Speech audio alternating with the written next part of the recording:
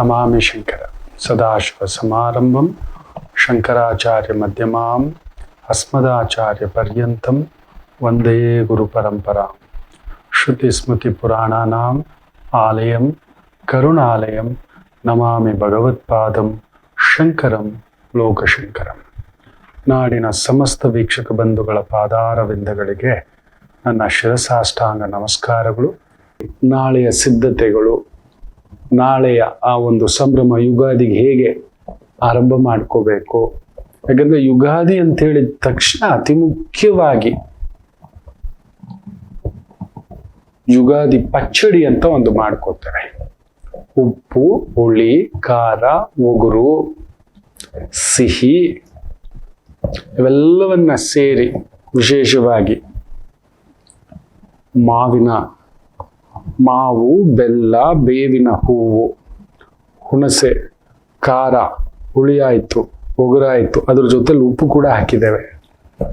ಬೇವಿನ ಹೂ ಕೂಡ ಸ್ವಲ್ಪ ಹಾಕ್ತೇವೆ, ಒಂದೆರಡು ಬೇವಿನ ಎಲೆ ಕೂಡ ಹಾಕೋಬಹುದು. ನಾಳೆ ಪಚಡಿ ಮಾಡಿಕೊಂಡು ಸೇವಿಸ್ತಕ್ಕಂಥದ್ದು ಎಲ್ಲ ಸಮವಾಗಿರಬೇಕು ಅನ್ನತಕ್ಕಂಥದ್ದು, ಒಂದು ಪಚಡಿ ಮಾಡ್ಕೊಳ್ತಕ್ಕಂಥದ್ದು. ಮುಖ್ಯವಾಗಿ ಯುಗಾದಿಗೆ ಮನೆ ದೇವರ ಪೂಜೆ ಅತ್ಯಂತ ಶ್ರೇಷ್ಠ. ತುಂಬಾ ಜನಕ್ಕೆ ಗೊತ್ತಿಲ್ಲ ಯಾವ ದೇವರನ್ನ ಪೂಜೆ ಮಾಡಬೇಕು, ಎಲ್ಲಿ ಹೋಗ್ಬೇಕು, ಏನ್ ಮಾಡ್ಬೇಕು. ಮೊದಲು ಮನೆ ಪೂಜೆ. ಎರಡನೇದು ಅತಿ ಮುಖ್ಯವಾಗಿ ಯುಗಾದಿಗೆ ಅಭ್ಯಂಗ ಸ್ನಾನ. ಬೆಳಿಗ್ಗೆ 7 ಗಂಟೆ ಮೇಲೆ ದೇಹಕ್ಕೆ ಎಣ್ಣೆ ಹಚ್ಕೋಬೇಕು. ಯಾಕೆ ಹಚ್ಕೋಬೇಕು ಅದ್ರ ಬಗ್ಗೆ ಕೂಡ ಹೇಳ್ತಾನೆ. ಅದರ ನಂತರ ಒಂದು ಹೊಸ ವಸ್ತ್ರ ಧರಿಸಬೇಕು. ಏನಾದ್ರೂ ಒಂದು ಶರ್ಟ್ ಆದ್ರೂ, ಒಂದು ಪಂಚೆ ಆದ್ರೂ, ಒಂದು ಶಲ್ಯವಾದರೂ, ಒಂದು ಒಳ್ಳೆ ಹೊಸ ಪಗಡಿ ಆದರೂ ಧರಿಸಬೇಕು.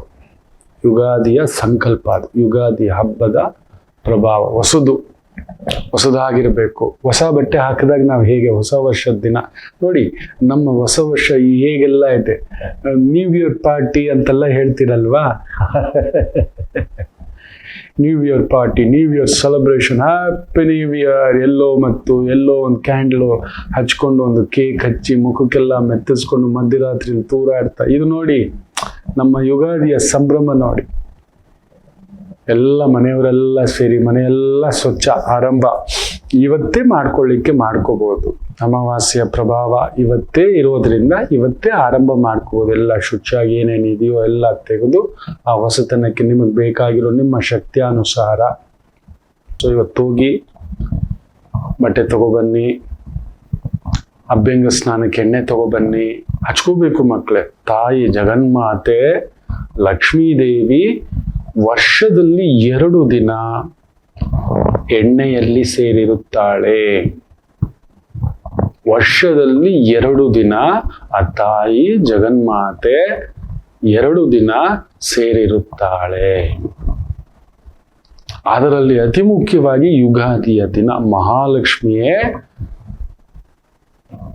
ಎಣ್ಣೆಯಲ್ಲಿ ಇರ್ತಾಳೆ. ಅದಕ್ಕೆ ಲಕ್ಷ್ಮಿ ನಮ್ಮನ್ನು ಬಿಟ್ಟು ಹೋಗ್ಬಾರ್ದು ಅಂತ ಇಡೀ ದೇಹಕ್ಕೆ ಹಚ್ಕೋತ, ಒಂದು ಸ್ವಲ್ಪ ಆದ್ರೂ ಮೊನ್ನೆ ನನಗೆ ಜಿಗುಟ್ಟು ಇನ್ನೊಂದು ಇದೆಲ್ಲ ಅಂತ. ಇವತ್ತೇನೇನೋ ಕ್ರೀಮ್ಸು, ಲೋಷನ್ಸು ಎಲ್ಲ ಹಚ್ಕೋತೀವಲ್ಲ, ಒಂದಷ್ಟು ಎಣ್ಣೆ ಹಚ್ಕೊಳ್ಳಿ, ಏನೂ ಆಗಲ್ಲ. ಅದರಲ್ಲೂ ಮನೆಯ ಮಹಾಲಕ್ಷ್ಮಿ ಕೈಯಿಂದ ಹಚ್ಚಿಸ್ಕೊಬಿಟ್ರೆ, ನಿಮ್ಮಮ್ಮ ಕೈಯಿಂದಲೋ, ಅತ್ತಿಗೆ ಕೈಯಿಂದಲೋ, ಅಕ್ಕನ ಕೈಯಲ್ಲೋ, ನಿಮ್ಮ ಧರ್ಮಪತ್ನಿ ಕೈಯಲ್ಲೋ, ಮಗಳ ಕೈಯಲ್ಲೋ, ಲಕ್ಷ್ಮಿ ಅವ್ರ ಕೈಯಲ್ಲಿರುತ್ತೆ. ನಮ್ಗೆ ಅನ್ನಪೂರ್ಣೇಶ್ವರಿಯರಲ್ವಾ, ಅವ್ರು ಯಾವಾಗಲೂ ನಮ್ಮ ಒಳ್ಳೇದನ್ನೇ ಬಯಸ್ತಕ್ಕಂಥದ್ದು. ಯಾವಾಗಲೂ ಮನೇಲಿ ಒಂದು ಹಿರಿಯ ಅಜ್ಜಿ ಇದೆ, ನಾವೆಲ್ಲ ಬಿಟ್ಬಿಟ್ಟಿದ್ದೇವೆ ಅಪ್ಪ, ಅದಕ್ಕೆ ಇದು ಬಿಡಬಾರದು ಅಂತಲೇ ನಮಗೆ ಗೊತ್ತಿತ್ತು. ನಮ್ಮ ಮಹರ್ಷಿ ಸಂಪ್ರದಾಯ, ಋಷಿ ಸಂಪ್ರದಾಯ, ಗುರು ಸಂಪ್ರದಾಯ, ಇದನ್ನ ಮೊದಲಿಂದಲೂ ಈ ಹಬ್ಬಗಳ ಹೆಸರಿನಲ್ಲಾದ್ರೂ ಎಲ್ಲಾನು ಒಟ್ಟಾಗಿಡೋ ತರ ಮಾಡ್ತಿದ್ರು. ಎಲ್ಲರೂ ಸೇರಿ ಒಂದು ಹಬ್ಬದ ಆಚರಣೆ ಎಲ್ಲರೂ ಇರಬೇಕು ಅಂತ. ಸೊ ಯಾರಾದ್ರೂ ಹಿರಿಯ ಸ್ತ್ರೀ ಇದ್ರೆ ಆ ತಾಯಿ ಕೈಯಿಂದ ಆ ಒಂದು ಎಣ್ಣೆ ಬಟ್ಲು ಮುಟ್ಟಿಸ್ಕೊಳ್ಳಿ.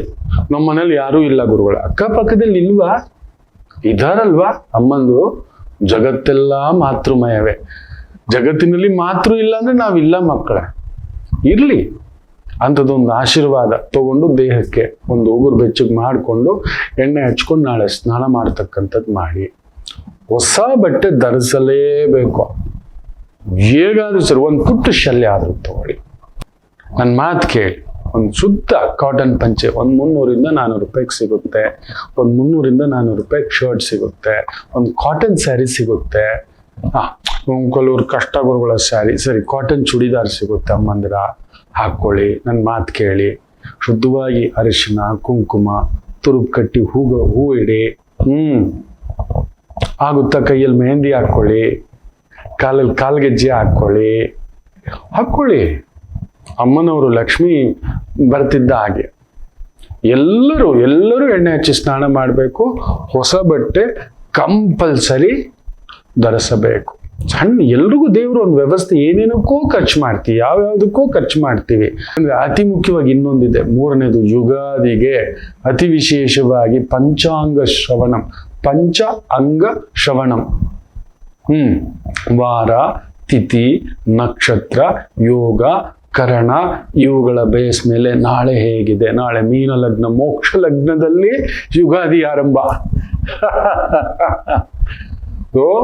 ಏನೋ ಗುರುಗಳೇ ಸುಮ್ಮನೆ ಭಯ ಅನ್ನೋ ಥರ ಏನೂ ಆಗೋಲ್ಲ. ಶುಕ್ರ ಚೆನ್ನಾಗಿದ್ದಾನೆ ಶನಿ ಜೊತೆ, ರಾಜಯೋಗವಾಗಿ ಮಾರ್ಪಾಟ ಆಗ್ತಾನೆ. ಕೇತು 6ನೇ ಮನೇಲಿ ಮಲಗಿದ್ದಾನೆ. ಒಂದೇ ಕುಜ ರಾಹು ಬುಧ ಈ ತರ ಗಲಿಬಿಲಿಯ ವಾರ್ತೆಗಳು ಸ್ವಲ್ಪ ಆಗುತ್ತವೆ. ನಿಮ್ಮನ್ನ ಹಿಂಗಾಗುತ್ತಂತೆ ಹಂಗಾಗುತ್ತಂತೆ ಏನೂ ಆಗೋಲ್ಲ. ಇಂಥದ್ದೇ ಪರಾಭವ ಸಂವತ್ಸರ ಬಂದಾಗ 60 ವರ್ಷಗಳ ಹಿಂದೆ ಒಂದು ದೊಡ್ಡ ನಾಯಕತ್ವದ ಬದಲಾವಣೆ ಆಗಿತ್ತು. ಒಂದು ದೊಡ್ಡ ನಾಯಕರ ಸಾವಾಗಿತ್ತು. ಒಂದು ದೊಡ್ಡ ದಂಗೆ ಆಗಿತ್ತು ನಿಜವೇ. ಹಾಗೆಯೇ 20 ವರ್ಷಗಳಲ್ಲಿಯೇ ಬರಬಾರದ ಒಂದು ಬರಗಾಲ ಬಂದಿತ್ತು. ಬರಗಾಲ ಇದೇ ರೀತಿಯ ಪರಾಭವ ಸಂವತ್ಸರ ಬರಗಾಲ ಬಂದಿತ್ತು, ದಾಟ್ಕೊಂಡು ಬಂದ್ವಿ. ಅಂತ ಬರಗಾಲ, ಅಂತ ದಂಗೆ, ಅಂತ ಹತ್ಯೆಯನ್ನೆಲ್ಲ ದಾಟ್ಕೊಂಡು ಬಂದಿದೀವಂತೆ. ಕೊರೋನಾನೇ ನೋಡ್ಬಿಟ್ವಂತೆ. ಇದೇನು ಮಹಾ ಆಗುತ್ತೆ, ಏನೂ ಆಗಲ್ಲ. ನೀವು ಗಾಬರಿ ಪಡ್ಬೇಡಿ. ಕುಜ ಬೆಂಕಿ, ರಾಹು ಗ್ಯಾಸು, ಬುಧ ಊಹಾಪೋಹ, ಗ್ಯಾಸು ಆಗ್ಬಿಡುತ್ತಂತೆ, ಪೆಟ್ರೋಲ್ಗೆ ಹಿಂಗಾಗುತ್ತಂತೆ, CNGಗೆ ಹಿಂಗಾಗುತ್ತಂತೆ, ಟ್ಯಾಕ್ಸಿಯವರು, ಹೋಟ್ಲವರು, ಮನೆಯವರು ಇದೆಲ್ಲ ಸುಮ್ಮನೆ ಶಾರ್ಟೇಜ್ ಆಗುತ್ತಂತೆ ಅಂತ ಅವರು ಈ ತರ. ಏನೂ ಆಗುವುದಿಲ್ಲ, ನೀವು ಆತಂಕ ಪಡುವ ಆಗಿಲ್ಲ. ಅತಿ ಮುಖ್ಯವಾಗಿ ಮನೆ ದೇವರ ಪೂಜೆ ಆಗಬೇಕು. ಆ ಬೇವು ಬೆಲ್ಲದ ಆ ಪಚಡಿ ಸೇವಿಸ್ಬೇಕು. ಆದ ನಂತರ ಇನ್ನು 5ನೇದು ಒಂದಿದೆ. ಇದೆಲ್ಲ ಆದ್ಮೇಲೆ ಮನೆಯ ಬಳಿ ಇರತಕ್ಕಂಥ ಗ್ರಾಮ ದೇವಿಗೆ ಮೊದಲ ಪೂಜೆ ಕೊಡಬೇಕು. ಮನೆಯ ಬಳಿ ಯಾವ ದೇವರಿದ್ದರು, ಈಗ ಒಂದು 5 ದೇವಸ್ಥಾನ ಇದೆ ಅಂತ ಇಟ್ಕೊಳ್ಳಿ, ತಪ್ಪು ತಿಳ್ಕೊಬೇಡಿ. ಒಂದು ಸಾಯಿಬಾಬಾ ಇದೆ, ಒಂದು ಹನುಮ ಇದೆ, ಒಂದು ಗಂಗಮ್ಮ ಇದೆ, ಒಂದು ಮುತ್ಯಾಲಮ್ಮ ಇದೆ, ಒಂದು ನರಸಿಂಹ ಇದೆ, ಈ ಥರದ್ದಿದೆ. 5-6 ದೇವಸ್ಥಾನ ಇದೆ. ಗುರುಗಳು ಯಾವ್ದು ನಮ್ಮ ದೇವರು? ಎಲ್ಲರೂ ನಮ್ಮ ದೇವರೇ. ಈಗ ನಿಮಗೆ ಈ 5ರಲ್ಲಿ ತುಂಬಾ ಇಷ್ಟ ಯಾವುದು ಅಂತ ನೋಡಿ. ಈಗ ನೋಡಿ, ನನ್ನ ಗಂಗಮ್ಮನ ಹತ್ರ ಹನುಮ ಇದೆ, ಶ್ರೀನಿವಾಸ ಇದೆ, ವೇಣುಗೋಪಾಲ ಇದೆ, ಮುತ್ಯಾಲಮ್ಮ ಇದೆ. ನನ್ನ ಗಂಗಮ್ಮ ನನಗಿಷ್ಟ. ನನ್ನ ಗಂಗಮ್ಮನಿಗೆ ನಾವು ಓಡ್ತೇವೆ. ನನ್ನ ಮನೆ ಹತ್ರ ಈ ರೀತಿ. ಅಲ್ಲೊಂದು ಅಯ್ಯಪ್ಪ ದೇವಸ್ಥಾನ ಇದೆ, ರೈಟ್. ಶಿವ ದೇವಸ್ಥಾನ ಇದೆ, ರೈಟ್. ಇದು ಆಗಲೇಬೇಕು, ನೆನಪಿಟ್ಟುಕೊಳ್ಳಿ. 5ನೇ ಅತಿ ಮುಖ್ಯ ಕಾರ್ಯ, ದಯಮಾಡಿ ಹೇಳ್ತೇನೆ, 5ನೇ ಸಂಕಲ್ಪ ಮನೆ ದೇವರಿಗೆ. ಮನೆಯ ಹತ್ರ ಇರುವ ದೇವರೇ, ಗ್ರಾಮ ದೇವರೇ ಅತ್ಯಂತ ದೊಡ್ಡ ದೇವರು. ಬೆಳಿಗ್ಗೆ ಮನೆ ದೇವ್ರ ಪೂಜೆ ಆಯ್ತು, ಸಂಜೆ ಪಂಚಾಂಗ ಶ್ರವಣ, ಅದಾದ ಮೇಲೆ ಹೋಗಿ ತುಂಬಾ ನಿಮ್ಗೆ ಏನ್ ಅನ್ಸುತ್ತೋ ಒಂದು ಹಣ್ಣು ಕಾಯಿ ಹೂ ಬರಿಗೈಯಿಂದ ಹೋಗ್ಬೇಡಿ. ಒಂದು 5-6 ಫಲತಾಂಬೂಲ ತಗೊಳ್ಳಿ, ಹೋಗಿ ನಿಮ್ಮ ಮನೆಯ ಬಳಿಯೇ ಇರುವ ಯಾವ ಆಲಯವಾದರೂ ಸರಿ, ಅದುವೇ ಗ್ರಾಮದೇವಿ. ಹೋಗಿ ಒಂದು ಪ್ರಾರ್ಥನೆ ಮಾಡಿಕೊಂಡು ಒಂದು 3 ಜನ ವೈದಿಕರಿಗೆ, ಯಾಕಂದ್ರೆ ಪುರದ ಹಿತವನ್ನು ಬಯಸತಕ್ಕಂಥವರೇ ಪುರೋಹಿತರು, ನೆನಪಲ್ಲಿಟ್ಕೊಳ್ಳಿ.